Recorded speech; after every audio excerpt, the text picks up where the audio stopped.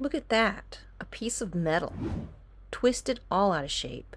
Marco sent me this footage from his trip to San Francisco. He'd seen the Golden Gate Bridge in movies, but he's never been there in person, never on foot. But this time he walked it.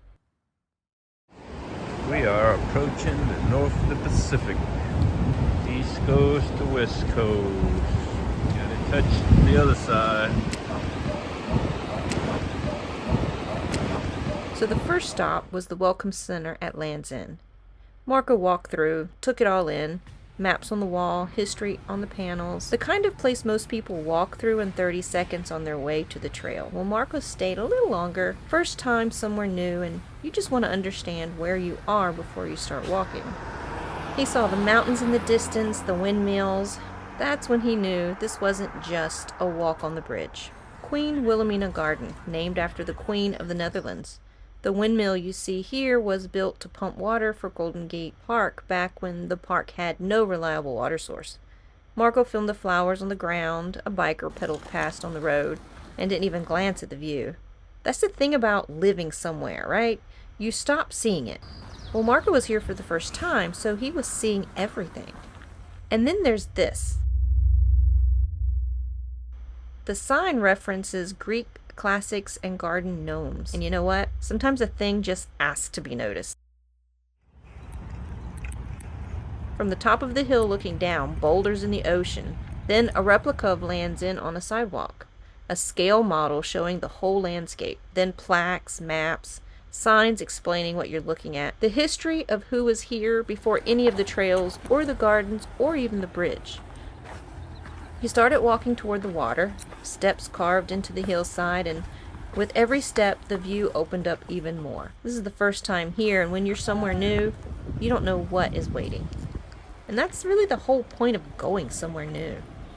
Well, near the water, graffiti was on the rocks, and then this boulder. You see the boulder? There's a hole straight through it. But looking at the footage, it looks more like a heart to me. Either way, nature just does that sometimes. There's no plan, no reason, just a hole in a rock that makes you stop and look.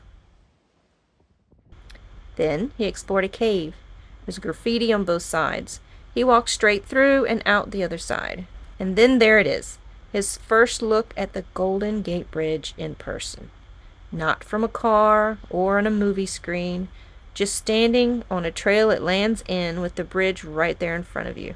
He was still quite a ways at this point, and it already looked different than he expected. There's the Golden Gate.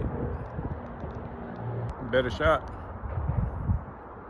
Seismic isolation, plate tectonics, ships of the Golden Gate, and there was also one plaque that said seismic retrofits and historic preservation, a piece of the bridge itself.